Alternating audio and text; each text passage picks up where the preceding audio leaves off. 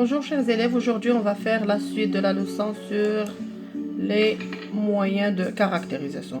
Donc nous avons commencé avec les adjectifs qualificatifs.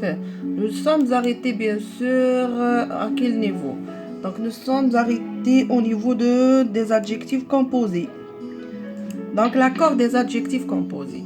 Lorsque nous avons deux adjectifs composés dont bien sûr chacun se rapporte au terme principal, c'est-à-dire les deux éléments de l'adjectif composé s'accordent, se rapportent d'abord au nom qu'ils qualifient. Donc les deux éléments de l'adjectif ici s'accordent en genre et en nombre avec le terme principal. On dit une fille sourde-muette, c'est-à-dire la fille est à la fois sourde et muette. Donc quand on transforme le nom fille au pluriel, l'adjectif composé sourd-muet, ça va s'accorder, donc ça va devenir des filles sourdes-muettes. Un garçon sourd-muet, des garçons sourds-muets. Donc l'adjectif composé sourd-muet s'accorde en genre et en nombre avec le nom qu'il qualifie ou avec le nom au terme auquel il se rapporte. Nous allons voir un autre cas. Donc ici nous avons un adjectif composé. Le premier peut être un élément, un mot invariable ou une abréviation. Aussi un adjectif pris comme adverbe. Donc dans ce cas, seul le deuxième s'accorde. Regardez, nous avons des pays sous-développés.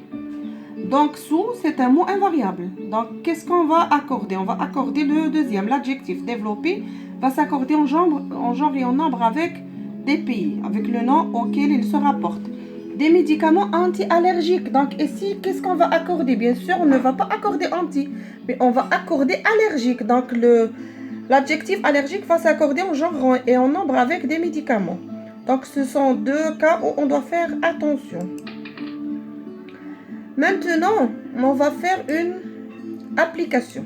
Regardez. Nous avons des phrases. Cet animal semble féroce. Ma jolie robe rose. Cette classe ensoleillée, virgule, reste toujours fermée. Ce garçon a l'air timide. Un enfant curieux, des filles belles et capricieuses. Donc, on va dire dans la première phrase la fonction de l'adjectif. Donc, où est d'abord l'adjectif? L'adjectif, c'est féroce. C'est un adjectif attribut. Elle est séparée avec le nom qu'elle qualifie par un verbe. Regardez la deuxième phrase. Ma jolie robe rose. Ici, l'adjectif jolie et rose sont collés au nom qu'elle qualifie, c'est-à-dire rose. Robe. Donc, la robe, comment il est? Il est joli, en même temps, il est rose. Donc, joli et rose, c'est un adjectif épithète. Cette classe, virgule, ensoleillée, reste toujours fermée. Donc, le mot ensoleillé, c'est un adjectif qui est apposé. Il est séparé par le nom qu'elle qualifie par une virgule. Ce garçon a l'air timide. Nous avons ici timide. Il est séparé du nom garçon, le nom auquel il se rapporte, avec un verbe, par un verbe d'état, avoir l'air. Donc ici, la fonction de l'adjectif, c'est un adjectif attribut. Un enfant curieux, donc ici l'adjectif il est collé, donc c'est un adjectif épithète.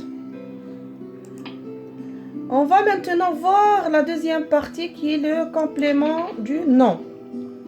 Donc, le complément du nom commence souvent avec une préposition, c'est-à-dire il est introduit par une préposition, il est précédé par une préposition. Il peut être suivi d'un groupe nominal, c'est-à-dire après la préposition, on peut trouver un groupe nominal, un adverbe, un infinitif, une subordonnée relative ou d'un pronom. Donc, regardez, le complément d'abord, qu'est-ce qu'un complément du nom? Un complément du nom, que l'on note CDN, est un mot ou une suite de mots qui précise ou qui complète le nom. C'est-à-dire, il donne des informations supplémentaires sur le nom. Il se trouve juste après le nom qu'il précise et appartient donc à un groupe nominal. On va voir bien sûr des exemples. Donc, regardez. La robe de mariée. On parle de quelle robe? Donc, de mariée, c'est un complément de nom qui complète le nom robe. Le vase à pied. Donc, le CDL ici, c'est à pied. Il précise le nom vase. De quel vase on parle? On parle du vase à pied. La veste en cuir, c'est des N en cuir. Oh, pardon, là il y a une faute en cuir. Il donne des informations sur la veste. Donc le complément de nom complète le nom auquel il se rapporte. Donc le CDN se trouve généralement après le nom. Il est souvent, mais pas toujours, donc il est souvent introduit par une préposition. À, de, par, pour, devant, derrière, sans. Donc des exemples. La salle, on dit la salle de bain. Regardez, où est le complément de nom? De bain. Il est précédé par la préposition de. La pharmacie devant la boulangerie. On parle de quelle pharmacie? Donc, il nous donne des informations, des précisions sur la pharmacie. Donc, la pharmacie devant la boulangerie. Devant, c'est une préposition. La boulangerie, c'est un groupe nominal. Donc, devant la boulangerie, c'est le CDN. Une classe sans table. On parle de quelle classe? On parle de la classe sans table. Donc, il donne des précisions sur la classe. De quelle classe on parle? Donc, sans table, c'est un CDN. Précédé par une préposition sans. Donc, remarque. Donc, d'après, bien sûr, les phrases que nous venons de voir, on remarque que le CDN ne s'accorde jamais, ni en genre, ni en nombre avec le nom qui l'accompagne. On dit la robe de ma mère. Si on met la robe au pluriel, bien sûr, le CDN ne change pas. Donc, les robes de ma mère. Et si le CDN ne s'accorde jamais, le CDN de ma mère est resté inchangé. Donc, il faut faire attention, s'il vous plaît. Il ne faut pas accorder le complément de nom avec le nom auquel il se rapporte.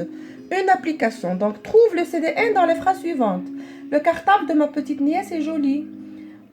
Où est le CDN de la phrase? Bien sûr, regardez, nous avons le cartable de qui? De ma petite nièce. Donc, de ma petite nièce, c'est un complément de nom. Il complète le nom cartable. Il s'agit du cartable de ma petite nièce. Maman a pris le train de 7h30. Donc, de quel train on parle? Bien sûr, maman a pris quel train? Le train de 7h30. On précise l'heure du train. Donc, il complète, de 7h30, complète le mot train. J'ai préparé une soupe. Quelle soupe? De quelle soupe s'agit-il? Une soupe de quoi? De légumes. Donc, de légumes est un complément de nom. Le voleur a arraché le bijou en or. Donc, de quel bijou on parle? Bien sûr, on parle du bijou en or. Du coup, de mon ami. Donc, ici, nous avons deux compléments de nom. En or complète le mot bijou et de mon ami complète le nom du coup. Donc, on peut bien sûr repérer facilement le complément de nom. Et voilà pour terminer une application générale. Relève tous les moyens de caractérisation et précise la nature de chacun. La fillette frotte à une seconde allumette. Donc ici, une seconde, c'est un adjectif épithète. Elle est collée au nom qu'elle qualifie. Le nom qu'elle qualifie, c'est allumette. La lueur se projetait sur la muraille qui devint transparente. Et si nous avons transparente, c'est un adjectif attribut. Elle est séparée avec le nom qu'elle qualifie par, bien sûr, un verbe d'état. Il y a le pronom relatif qui. Donc, on parle qui est transparente. Donc, c'est la muraille qui devint transparente. Donc, ici, transparente, l'adjectif caractérise la muraille.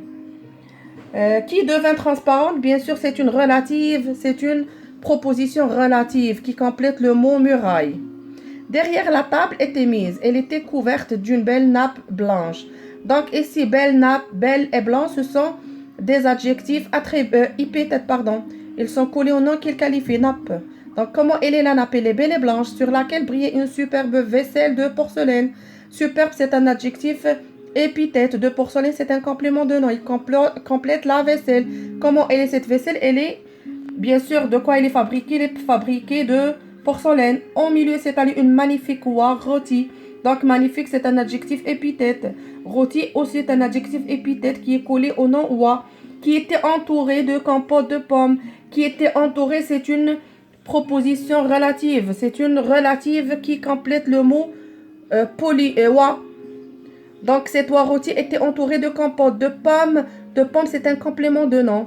De pommes complète, bien sûr, compote. De quelle compote on parle? De pommes, bien sûr.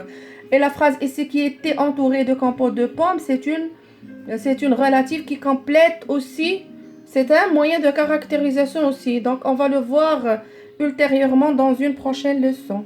Merci pour votre attention. Donc, merci. Et si vous avez des questions, vous pouvez bien sûr les poser.